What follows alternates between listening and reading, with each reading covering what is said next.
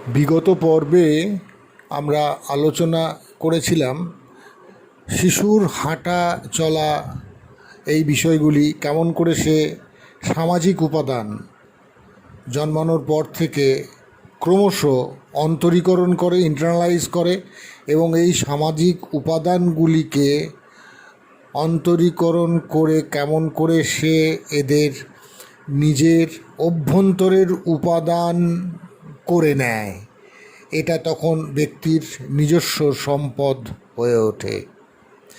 সামাজিক উপাদানগুলি অন্তরীকরণ করার এই যে প্রক্রিয়া, তা সবসময় সচেতন ও সক্রিয়ভাবে সামাজিক কাজে অংশগ্রহণের মাধ্যমে গড়ে ওঠে, যাকে আমরা বলি active participation in social activities. তা সর্বদা মূর্ত নির্দিষ্ট শারীরবৃত্তিক ক্রিয়াকলাপ, কারণ এখানে যে নির্দিষ্ট অঙ্গসংস্থানিক কাঠামো ও এর স্নায়ু সংযোগ শিশুটির দেহে রয়েছে, এরা প্রত্যেকে প্রয়োজন অনুযায়ী সক্রিয় হয়ে ওঠে এবং কর্মপ্রক্রিয়ার অভ্যাস মতো নিজেদের গড়ে তোলে, পরিবর্তিত করে। তা এমন হয়ে ওঠে যে হাঁটা পরবর্তীকালে অশৈচ্ছিক ক্রিয়ায় মানে ইনভলেন্টারি অ্যাকশনে রূপান্তরিত হয়। কেননা একটা পর্যায়ের পর এই হাঁটার ব্যাপারে আমরা সচেতন থাকি না, কারণ দীর্ঘ ক্রিয়া প্রতিক্রিয়ার পর বাইরের কুশলতা শিশুটির অঙ্গসংস্থানের মধ্যে শারীরবৃত্তিক ক্রিয়াকলাপের মধ্যে একীভূত হয়ে গেছে। এখন শিশুটি স্বাধীনভাবে এই সামাজিক বা বাইরের কুশলতা তার হাঁটার মাধ্যমে বহিঃপ্রকাশ ঘটাতে সক্ষম। সে যত এই ধরনের বহিঃপ্রকাশ ঘটাবে, তত এই বিষয়গুলির ছোটোখাটো ভুল ত্রুটি যা তখনও রয়ে গেছে, এসবকে সে সংশোধিত করতে পারবে। সামগ্রিকভাবে এই প্রক্রিয়াটি মোটেই সহজ সরল নয়, তা অত্যন্ত জটিল, কারণ এইভাবে বাইরের দেশকালের সঙ্গে, এর গতির সঙ্গে নিজেকে মানিয়ে নেওয়ার জন্য প্রতি মুহূর্তে দেহটাকে সঠিক অবস্থানে রাখার জন্য দ্রুত পেশি থেকে সন্ধিতে যাওয়া এবং সেখান থেকে সংবেদন গ্রহণ করে বিশ্লেষণ সংশ্লেষের মতো প্রয়োজন মতো সংশোধন করে নেওয়া, এই কাজটি ক্রমাগত করে চলতে হয়, নইলে মুহূর্তের মধ্যে আছাড় খেয়ে দুর্ঘটনা ঘটার সম্ভাবনা থাকে। এর জন্য গুরুত্বপূর্ণ যে স্নায়ু সংযোগ, তা অন্তর্কর্ণ ইনার ইয়ার থেকে লঘু মস্তিষ্কের সেরিবেলামে গিয়ে সামগ্রিকভাবে এই ভারসাম্য রক্ষা করার কাজটি হয়ে থাকে। এইভাবে ক্রমাগত খেলার ছলে দৈনন্দিন ক্রিয়াকলাপে শিশুটি বাইরের সামাজিক উপাদান নিজের দেহের সঙ্গে মিশিয়ে নেয় এবং সেটি কী পরিমাণে অন্তরীকরণ করতে পেরেছে তা কালক্রমে কর্মপ্রয়োগ করে দেখে নেয়। এই কর্মপ্রয়োগই হচ্ছে বহিস্থকরণ পদ্ধতি। বারবার এমন কর্মপ্রয়োগ করে সে নিজের ভুল ত্রুটিগুলি সংশোধন করে। বাড়ির বড়রা তাকে এই ব্যাপারে যথেষ্ট সাহায্য করে এবং এইভাবেই কিন্তু সে নিজের হাঁটার যে ক্ষমতা, সেই ক্ষমতাকে ক্রমশ আরও উন্নত করার মতো অবস্থায় চলে যায়। এইভাবে প্রতিদিন অসীম প্রকারে ইতিবাচক ও নেতিবাচক অভিজ্ঞতার মাধ্যমে সে এই অবস্থান প্রত্যক্ষণ, মানে এই প্রোপ্রায়োসেপশনের যে অভ্যাস, সেটাকে নিজের মধ্যে নিয়ে আসে। হাঁটার ক্ষমতা হলো মানুষের সর্বজনীন ক্ষমতা। যেমন একটি নবজাতক শব্দ বা আলোর উৎস নির্ধারণ করতে পারে, এর একদিকে রয়েছে ব্যক্তির অন্তর্জাত ক্ষমতা, অঙ্গসংস্থান ও শর্তহীন পরাবর্ত, এবং অন্যদিকে রয়েছে বাইরের পরিবেশে সক্রিয়ভাবে সামাজিক দিক থেকে অংশগ্রহণের সুযোগ, মধ্যস্থতা, শর্তাধীন পরাবর্ত গঠন ইত্যাদি। যে কারণে ব্যক্তি এই সমস্ত সামাজিক ক্ষমতা বা উপাদানগুলি অর্জন করতে সক্ষম হয়। এর কর্মপ্রক্রিয়া হলো শারীরবৃত্তিক ক্রিয়াকলাপ, যাতে শর্তহীন ও শর্তাধীন পরাবর্ত একীভূত হয়ে এক প্রকার জটিল একক ফিউশন রিফ্লেক্স, এইটা হচ্ছে পাভলভের নতুন অবদান, ফিউশন রিফ্লেক্স তৈরি করে, যা শর্তহীন ও শর্তাধীন পরাবর্ত সমাকলিত হয়ে একীভূত হয়ে তৈরি করে, যাকে পাভলভ বলতেন ডাইনামিক স্টিরিওটাইপ। ওই যে চালকের গাড়ি চালানোর যে উদাহরণ, ডাইনামিক ইকুইলিব্রিয়াম, তার মধ্যে দিয়ে আমি দিয়েছি একটা অভ্যাসজাত, অনুশীলনজাত একটা ক্ষমতা, যে কারণে শিশুটি একই প্রকারের কাজ অভ্যাস মতো নিরন্তর করে চলে। এইভাবে শিশুটি মানুষের সমাজে গড়ে ওঠা হাঁটার কুশলতা অর্জন করে নেয়। অর্থাৎ কিছুকাল পূর্বেও যে কুশলতা বাইরের ছিল, তা তার নিজস্ব হয়ে যায়। সামাজিক উপাদানগুলিকে সে অন্তরীকরণ করে, এই কারণে সে নিজের খুশি মতো এই কুশলতাকে কাজে লাগাতে পারে। এর মধ্যে কোনো ভুল নেই যে হাঁটা চলার জন্য যেমন ব্যবস্থাটির প্রয়োজন হয় তা শিশুটি জন্মানোর সময় তার মধ্যে স্ট্রাকচারালি গঠনগতভাবে মজুদ ছিল। একটা সময় পর্যায়ের পর এই সুপ্ত ক্ষমতাকে জাগিয়ে দেওয়া হলো বাইরের সামাজিক কুশলতা দিয়ে, এবং শিশুটি বাইরের এই কুশলতা অন্তরীকরণ করে ক্রমশ এই কাজে পারদর্শী হয়ে উঠল। সুতরাং অনুমান করা যায় হাঁটার জন্য শিশুটির এই দুই ধরনের ক্ষমতাই প্রয়োজন, এবং এর কোনোটির ঘাটতি ঘটলে তার পক্ষে ঠিক সময়ে এই কাজ গড়ে তোলা সম্ভব নয়। এই দক্ষতা অন্তর্জাত ক্ষমতা এবং বাইরের ক্ষমতার মিলনের ফলে কোথায় এসে দাঁড়িয়েছে তা বোঝা যায় যখন হাঁটার সর্বজনীন ক্ষমতা থেকে বিশেষ ক্ষমতায় বা কুশলতায় উত্তরণ ঘটাতে হয়, যেমন দৌড়ানো প্রতিযোগিতায় অংশগ্রহণ করা। এটিও এক প্রকার সামাজিক কুশলতা যা বিশেষভাবে প্রশিক্ষণ নিয়ে অর্জন করতে হয়। এই প্রশিক্ষণও দীর্ঘদিনের হয় এবং এই প্রশিক্ষণের উপাদানগুলিও সমাজের মধ্যে ছড়িয়ে ছিটিয়ে রয়েছে। এখানে শুধুমাত্র দৌড়ানোর ক্ষমতা দিয়ে এই যোগ্যতা অর্জন করা যায় না, এর জন্য আরও বহু বিষয়ে যথেষ্ট পরিশ্রম করে এর বিশেষ ও অতিবিশেষ কৌশলগুলি শিখে নিতে হয়। এই পরিশ্রমের মধ্যে রয়েছে নানা ধরনের অনুশীলন, যাতে দেহের এই বিষয়ের বিশেষ ধরনের পেশিগুলির স্নায়ু সংযোগের নিয়ন্ত্রণ করা সম্ভব হয়।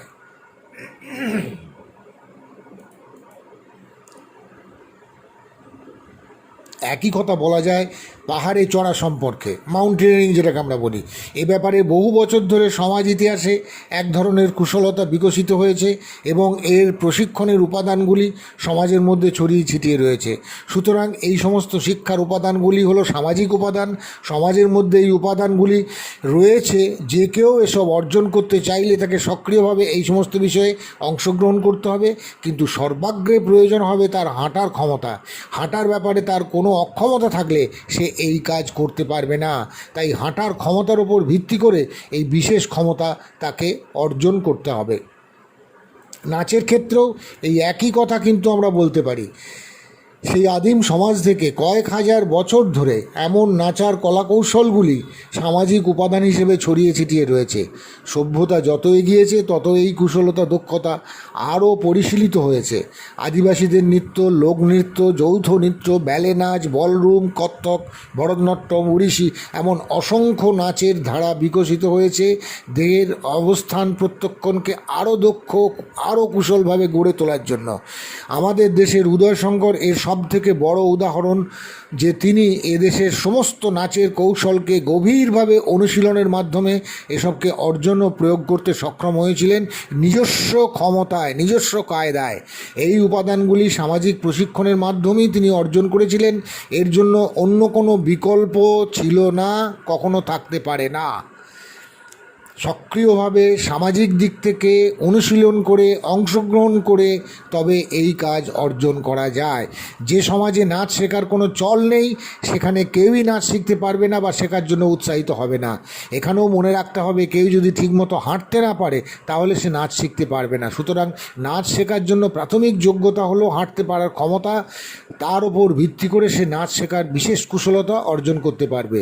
তাহলে নাচ শেখার এই প্রাথমিক যোগ্যতার একটি গুরুত্বপূর্ণ উপাদান অন্তর্জাত।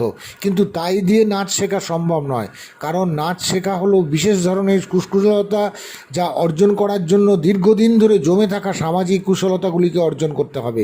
এই কুশলতাগুলি কখনো সহজাত হয় না, এগুলি অর্জন করতে হয়। যেমন হাঁটার জন্য দেহের অবস্থান প্রত্যক্ষণ পরাবর্তের যে অনুশীলন প্রয়োজন হয়, এখানে নাচ শেখার জন্য আরও অনেক এগিয়ে থাকা উন্নত বিজ্ঞানসম্মত প্রশিক্ষণ, প্রতিদিন দীর্ঘ সময় ধরে অনুশীলনের প্রয়োজন হয়।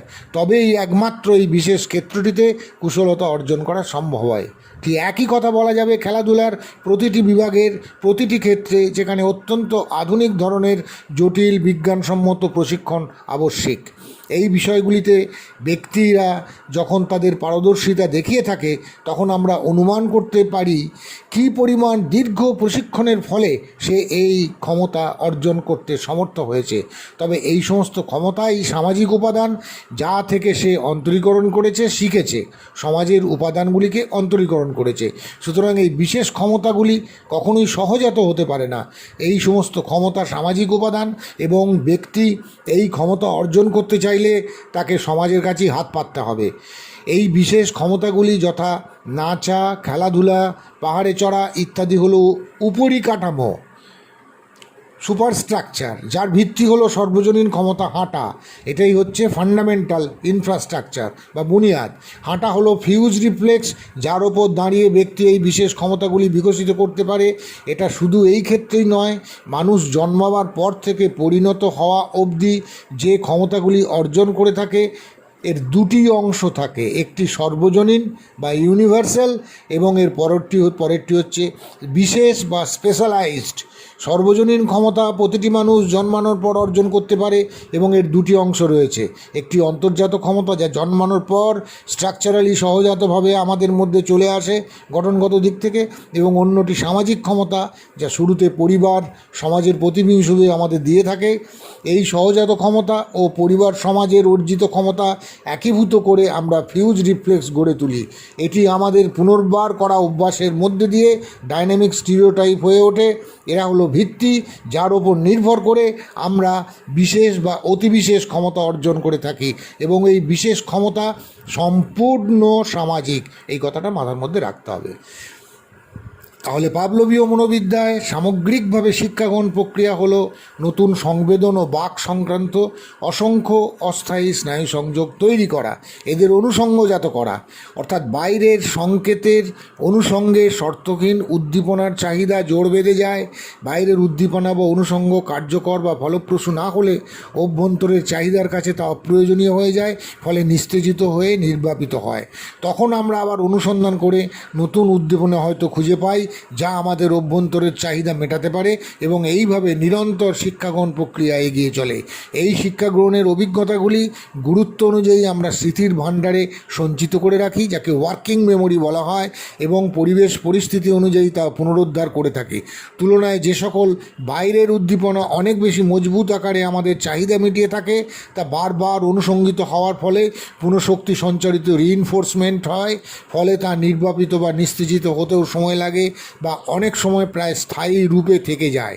কখনো অল্প উদ্দীপনাতেও পূর্বের মতো জোরালো রূপে চলে আসে, যেমন ঘনিষ্ঠ আত্মীয় স্বজনের ভালোবাসা পরিচর্যা আমাদের মনে স্থায়ী প্রভাব ফেলে।